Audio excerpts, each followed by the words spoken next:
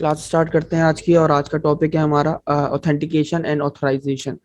Authentication क्या होती है? तो ये मेरे पास कुछ नोट्स मौजूद है मेरे, तो हम इसमें से देख लेते हैं। Authentication authentication is a process of verification that verifies who you are. It confirms that you are valid और इनवैलिड यूजर। मतलब हमारे पास ये एक ऐसा प्रोसेस है जो वेरिफिकेशन करता है। बेसिकली क्या वेरिफिकेशन करता है? जैसे एग्जांपल, अगर आप ये डायग्राम देखो तो यहाँ पर देखो आपके पास एक बॉक्स है और उसके अंदर आपके पास रिसेप्शन बना हुआ है, एचआर रूम बना हुआ है, अकाउंट सेक्शन बना हुआ है, कैफेटेरिया है, सर्वर रूम है और एडमिन रूम। ये मान लो आपके पास ये एक यूजर है, और जब वो यहाँ पर आता है और आने के बाद यहाँ पर बायोमेट्रिक सिस्टम लगा हुआ है, ठीक है। तो ऑथेंटिकेशन क्या है? एक ऐसा प्रोसेस है जो कि वेरीफाई करता है कि हु यू आर, कौन हो आप, ठीक है। तो ये बायोमेट्रिक सिस्टम, अगर आप अंदर जाना चाहते हो, यानी रिसेप्शन में जाना चाहते हो, एचआर रूम में जाना चाहते हो, अकाउंट सेक्शन में जाना चाहते हो, तो यहाँ पर आपके पास लगा बायोमेट्रिक्स वेरिफिकेशन, जो कि तभी आपके पास आपको अंदर जाने देंगी जब आपके पास क्रेडेंशियल्स मौजूद होंगे।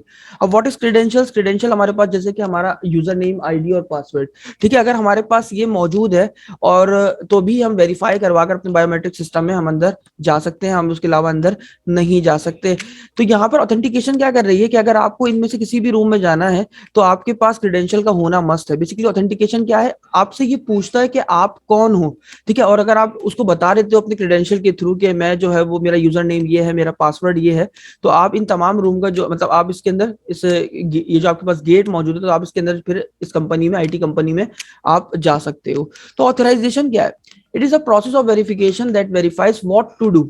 ये एक ऐसा प्रोसेस है आपके पास जो कि ये वेरीफाई करता है कि आप करना क्या चाहते हो, ठीक है। मतलब it confirms you are permissible to do, not to do that. तो मतलब ये आपसे पूछा है, जब आप यहाँ से ऑथेंटिकेशन लेकर, यानी अपना बायोमेट्रिक आईडी पासवर्ड देकर जब आप इसके अंदर एंटर हो जाते हो, तो आपने देखा होगा तो आपको मतलब एज अ कस्टमर या एज अ यूजर आपको इजाजत नहीं होती कि आप किसी भी रूम में जो है ना वो एंटर हो सको, ठीक है। तो आपके पास जहां पर आपसे ये पूछता है कि आप यहाँ पर करना क्या चाहते हो, एंड देन आपके पास परमिशन है इस रिसेप्शन में जाने के लिए, एचआर रूम में जाने के लिए, सर्वर रूम में जाने के लिए, एडमिन रूम में जाने के लिए, कि आपके पास इसकी परमिशन मौजूद है। अगर आपके पास इसकी परमिशन मौजूद है तभी आप इस रूम में जा सकते हो। इसकी एक और अच्छी एग्जांपल हमारे पास मौजूद है, तो इसको हम और ज्यादा क्लियर करते हैं बहुत आसानी से। जैसे कि यहाँ पर हमारे पास सिस्टम मौजूद है। आप लोग जब इस क्लास में आते हो तो क्लास में आने के बाद यहाँ पर सबसे पहले तो आपसे ऑथेंटिकेशन पूछता है। जब आप इस सिस्टम को ओपन करते हो, सिस्टम को ओपन करने के बाद आपके पास यूजर नेम और आईडी और पासवर्ड आपसे पूछ रहा होता है। अगर आपके पास वो क्रीडेंशियल मौजूद होते हैं, अगर आपके पास वो क्रीडेंशियल मौजूद है, तभी आप इस सिस्टम के अंदर जो है वो लॉग इन कर सकते हो, अदरवाइज आप लॉग इन नहीं कर सकते। अच्छा, लॉगिन करने के बाद ऑथराइजेशन का टॉपिक क्या होगा?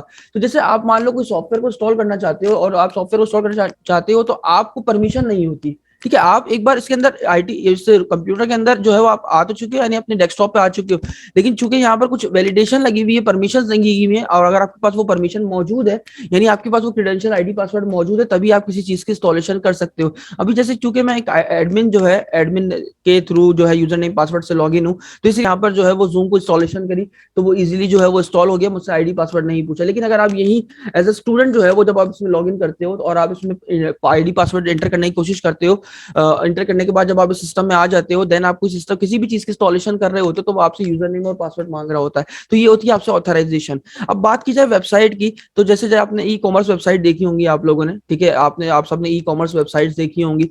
तो आप जब जाते हो वहां पर, जब आप बिना लॉगिन के लिए, जब आप किसी प्रोडक्ट को बाई करने की कोशिश कर रहे होते हो, तो आपसे हर बार आपको लॉगिन पेज के ऊपर लेके जा रहा होता है। क्यों लॉगिन लेके? क्योंकि यार वो तभी आपको जो है वो परमिशन देगा, आपको जो है कोई चीज, कोई प्रोडक्ट को बाय करने की तभी इजाजत दे रहा होगा जब आपके पास क्रेडेंशियल मौजूद होंगे, तभी तो उसके बिहाफ पे आपके पास जो आपकी रिसिप्ट वगैरह जनरेट हो रही होती है, आपने कितनी प्रोडक्ट्स की जो है वो शॉपिंग करी, क्या किया, वो आपके एडमिन पैनल के ऊपर, आपके पैनल के ऊपर आपको बताया जा रहा होता है कि आपने जो है वो ये तमाम शॉपिंग्स की है, ठीक है। तो वहां पर हर बार यही होता है कि अगर आपके पास क्रेडेंशियल मौजूद है तभी आप जो है वो कोई प्रोडक्ट को बाय कर सकते हो। अगर नहीं है आपके पास क्रेडेंशियल मौजूद, तो वो आपसे साइन अप के ऊपर आपको साइन अप फॉर्म पे भेज देता है कि आप रजिस्ट्रेशन करवाइए, अपना लॉगिन आईडी पासवर्ड हो आपके पास, तभी आप उसको लॉगिन करने के बाद आप वहां पर प्रोडक्ट को बाय कर सकते हो।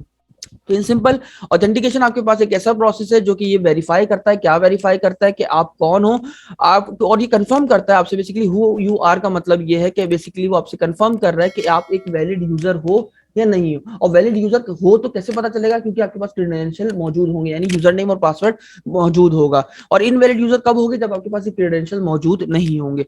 एक बार आप ऑथेंटिकेशन क्लियर कर देते हो, देन आपके पास फिर ऑथराइजेशन का प्रोसेस है। अब आपको इजाजत नहीं है कि आप जो है वो इस रूम में जा सकते हो या आप दूसरे रूम में जा सकते हो, तो वहां पर परमिशन का मसला आता है। अगर आपके पास वहां पर उस रूम में जाने की परमिशन मौजूद है तो आप उस रूम में जा सकते हो, अदरवाइज आप नहीं जा सकते। क्लियर। उसके बाद आ जाती है ऑथेंटिकेशन की। आपके पास कुछ टाइप्स मौजूद है, 3 types of authentication available in ASP.NET MVC। Number 1 form authentication, window authentication और पासवर्ड ऑथेंटिकेशन। हम पढ़ रहे हैं फॉर्म। तो यहाँ पर सॉरी डायग्राम को जो है वो देखते हैं। सबसे पहले देखो यूजर लॉगिन हुआ। यूजर लॉगिन होने के बाद सबसे पहले चेक हो रहा है क्या, चेक फॉर वैलिड यूजर। सबसे पहले ये चेक करता है कि आपके पास क्या आया, क्रेडेंशियल मौजूद है, यानी यूजर नेम पासवर्ड जो आप दे रहे हो क्या वो हमारे डेटाबेस में मौजूद है। अगर है तो आप वैलिड यूजर हो, एंड देन आप होम पेज पे जा सकते हो। अगर आप नहीं हो तो नॉट वैलिड, तो वापस आपको कहां भेज देगा, आपके लॉगिन पेज पे। क्लियर। तो हम इसका थोड़ा सा प्रैक्टिकल स्टार्ट करते हैं। तो यहाँ पर आते हैं, एक प्रोजेक्ट क्रिएट करते हैं, create a new project.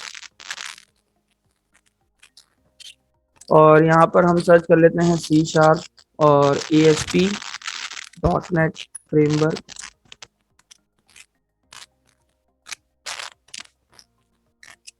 MVC ASP.NET web application .NET framework हमने ये सिलेक्ट कर लिया। नेक्स्ट कर लेते हैं। यहाँ पर नाम रख लेते हैं प्रोजेक्ट का, ऑथेंटिकेशन एंड ऑथराइजेशन।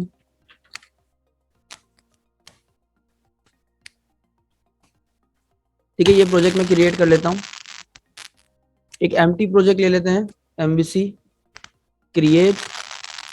जब तक ये प्रोजेक्ट क्रिएट हो रहा है, हम क्योंकि डेटाबेस फर्स्ट अप्रोच इस्तेमाल करूंगा, मैं यहाँ पर जो है एक पूरा थ्रेड जो है, जैसे एंटिटी फ्रेमवर्क को इस्तेमाल करते हुए, हम एंटिटी फ्रेमवर्क को इस्तेमाल करते हुए एक पूरा थ्रेड जो है वो क्रिएट कर लेते हैं।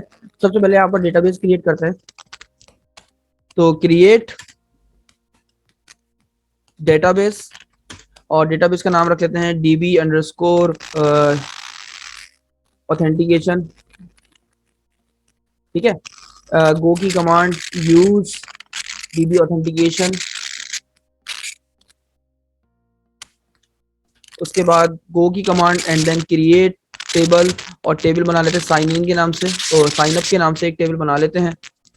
ठीक है। और यहाँ पर हम आ जाते हैं, लिख लेते हैं इंटीजर ID, साइन ID लिख लेते हैं इसका नाम, साइन ID इंटीजर प्राइमरी की, और आइडेंटिटी लगा देते हैं। देन हम नेक्स्ट लाइन में आते हैं। यहाँ पर हम ले लेते हैं यूजर नेम। ठीक है। और यहाँ पर हम क्या कर लेते हैं, सी डेटा टाइप रख लेते हैं varchar। ठीक है। फिर हम ले लेते हैं ईमेल varchar। लास्ट में हम ले लेते हैं पासवर्ड varchar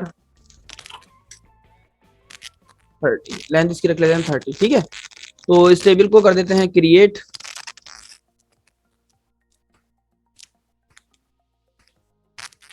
ठीक है, ये मेरे पास टेबल क्रिएट हो चुका है। इसको एक दफा रन करके भी देख लेते हैं। सिलेक्ट करो तमाम डेटा फ्रॉम किस टेबल से, साइन इन के टेबल से, साइन अप के टेबल से, सॉरी।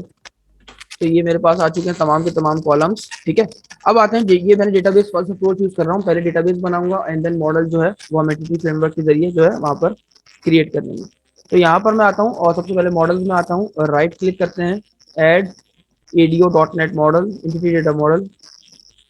यहाँ पर नहीं डिस्प्ले हो रहा, तो न्यू आइटम ADO.NET मैं सिलेक्ट कर लिया। इसका नाम रखते हैं मॉडल का ऑथेंटिकेशन मॉडल। आप कोई भी नाम रख सकते हो उसका। EF designer from database. Next. यहाँ पर हम कनेक्शन क्रिएट कर लेते हैं, न्यू कनेक्शन, कंटिन्यू। और सर्वर नेम आपके पास कहाँ होता है, तो आप राइट क्लिक करो, कनेक्ट के ऑप्शन में जाओ, तो आपके पास जो भी सर्वर नेम होगा वो आपने यहाँ से कॉपी करके डाल देना है। तो मेरे पास सर्वर नेम जो है वो है डॉट। विंडोज ऑथेंटिकेशन यूज नहीं कर रहा हूँ, SQL सर्वर की ऑथेंटिकेशन यूज कर रहा हूँ। तो SA मेरा यूजर नेम है और 1 2 3 4 पासवर्ड है। आपके पास हो सकता है डिफरेंट हो। और यहाँ से डेटाबेस सिलेक्ट कर लेते हैं। तो हमने बनाया था DB ऑथेंटिकेशन के नाम से। टेस्ट कर लेते हैं, टेस्ट कनेक्शन सक्सीड, ओके कर लेते हैं। बिल्कुल ये इंक्लूड करना चाहते हैं। हमारा कनेक्शन जो है, कनेक्शन की जो भी जो है हमारे पास जितना भी आपके पास यहाँ पर मौजूद है, ये हम अपनी वेब कॉन्फ़िग की फाइल में जो है कनेक्शन बनाते हैं। तो मैं चाहता हूँ ये ऑटोमेटिकली खुद जो है वो इंक्लूड हो जाए इसमें, तो आप यस के ऊपर क्लिक कर दो। ये हमें इसकी जरूरत पड़ेगी जब हम जो है वो कंट्रोलर में जो है अपने एंटिटीज को डीबी कंटेक्स्ट क्लास को यूज करेंगे, तो डीबी ऑथेंटिकेशन एंटिटीज की मदद से। नेक्स्ट, नेक्स्ट, फिर इसमें टेबल सिलेक्ट कर लेते हैं। टेबल हमारे पास है साइन अप का, यहाँ से मैं इसको सिलेक्ट कर लेता हूँ एंड देन फिनिश। ये आपके पास सारे एंटिटी फ्रेमवर्क के रिगार्डिंग जितने भी जो है वो रेफरेंसेस हैं वो तमाम के तमाम इंस्टॉल हो रहे हैं। और आफ्टर कंप्लीटिंग आप देखो आपके पास एक ईआरडी डायग्राम जो है वो बनकर आ चुकी है। जो जो हमने वहाँ पर इंक्लूड किए थे अपने कॉलम्स के नाम वो सारे आ चुके हैं, ठीक है। और आईडी हमने एज प्राइमरी की रखी थी, तो ये प्राइमरी की बनकर आ चुकी है, ठीक है। तो ये तो था हमारा जो है मॉडल हमने क्रिएट कर लिया। एक बार रीबिल्ड कर लेते हैं अपनी एप्लीकेशन को। ये हो चुका है हमारे पास। और अब हम आते हैं और हम यहाँ पर कंट्रोलर बना लेते हैं। ऐड कंट्रोलर, होम के नाम से बना लेते हैं। बाय डिफॉल्ट चूंकि आपको पता है होम होता है आपके पास कंट्रोलर। अगर आप किसी और नाम से बनाना चाहो तो बना सकते हो। ऐप स्टार्ट के अंदर आपको जाके सिर्फ कंट्रोलर का नाम चेंज करना पड़ेगा, जो आपने अपना न्यू कंट्रोलर का नाम बनाया होगा। यहाँ पर आ जाते हैं और यहाँ पर आने के बाद सॉरी, असल में मैंने यहाँ पर एक एम्प्टी कंटेनर को क्रिएट कर दिया। हम यहाँ पर बनाएंगे एंटिटी फ्रेमवर्क को यूज करते हुए कंट्रोलर। ये रहा MVC5 controller with views using entity framework, जिसमें हमारे पास व्यूज आपके पास जितना भी आपका कंट्रोलर में जो है C# का कोड तमाम हुआ होगा ऐड कर देते हैं। आपकी मॉडल क्लास कौन सी है, तो साइन अप की हमारी मॉडल क्लास है। कंटेक्स्ट क्लास कौन सी, डीबी ऑथेंटिकेशन एंटिटीज के नाम से। एंड दैट्स इट, हम ऐड कर देते हैं। तो हमारे पास पूरा जो करंट ऑपरेशन है वो तमाम का तमाम यहाँ परफॉर्म हो जाएगा।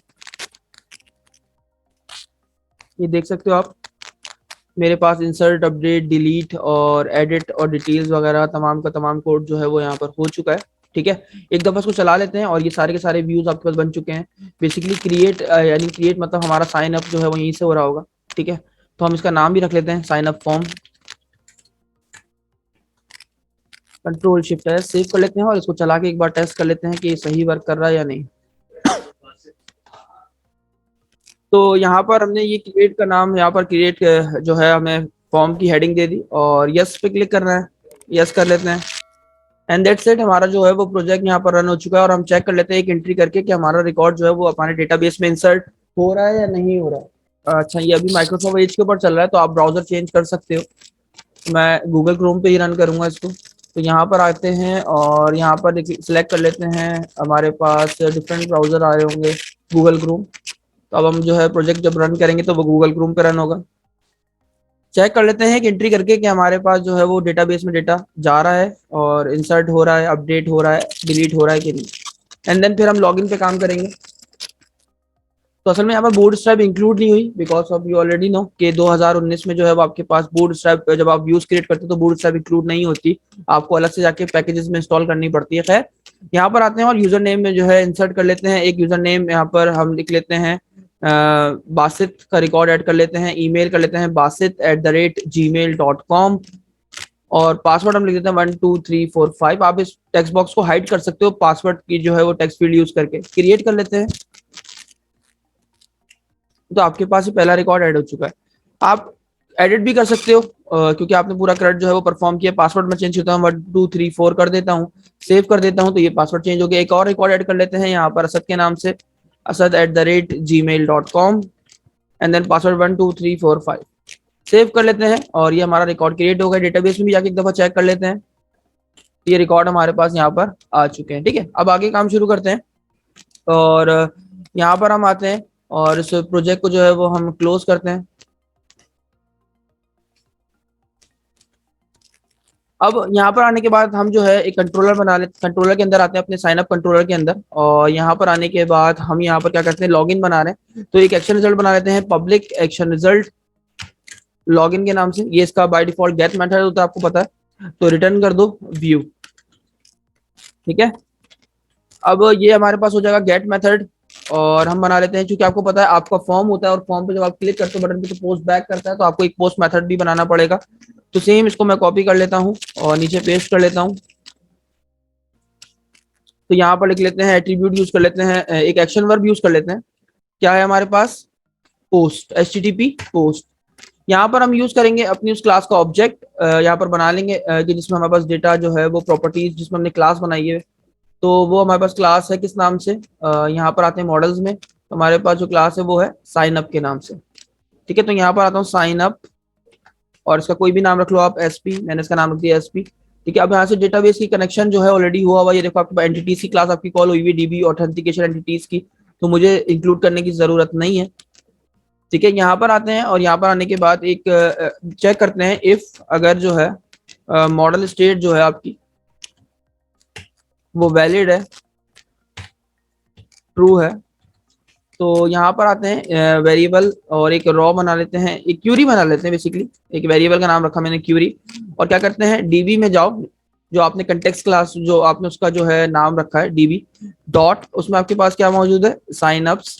आपको पता है आपके पास प्लूरल बन जाता है आपकी कंटेक्स्ट क्लास का, तो DB dot sign ups dot where का क्लॉज, एंड देन ये हम लोग यूज कर रहे हैं लिंक क्यूरी, तो लिंक क्यूरी में आपको पता है लैम्डा एक्सप्रेशन का यूज करना पड़ता है, तो लिखते हैं मॉडल, आप यहाँ कोई भी नाम दे सकते हो, मॉडल में जाओ और यहाँ पर जो है आप क्या करो, यूजर नेम उठा लो, और वो यूजर नेम किसके बराबर हो, आपके पास बराबर हो आपके एसपी डॉट, यानी इस जो आप यूजर फ्रंट एंड से ले रहे हो, यानी अपने यूआई से जो भी यूजर से डेटा ले रहे हो उसके बराबर है अगर यूजर नेम के, and then model and model dot आपका जो पासवर्ड है वो बराबर है किसके, आपकी जो आप यूजर इंटरफेस से जो पासवर्ड ले रहे हो, यानी एसपी के अंदर जो भी आ रहा है एसपी डॉट पासवर्ड के, क्या करो एक रॉ ऐड कर दो, फर्स्ट और डिफॉल्ट एक रॉ ऐड कर दो, दैट्स इट। और उसके बाद हम कंडीशन चेक कर लेते हैं, इफ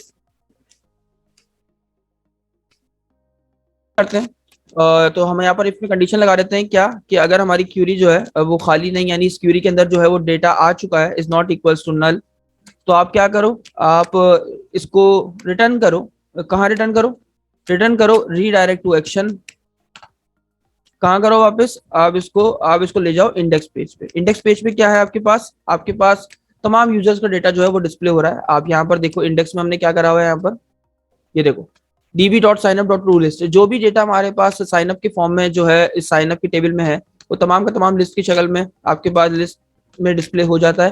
तो हम चाहते हैं कि जब वो यूजर जो है वो वैलिड हो, यानी उसके आईडी पासवर्ड जब वैलिड हो, ठीक है, तो वो क्या करे, आपके पास चले जाए आपके इंडेक्स एक्शन पे, तो वरना आप क्या करो, एल्स में आप क्या करोगे, एल्स में आप इसको जो है वो रीडायरेक्ट कर दो, कहां पर वापस जो है वो आप कर दो इसको लॉग इन पे।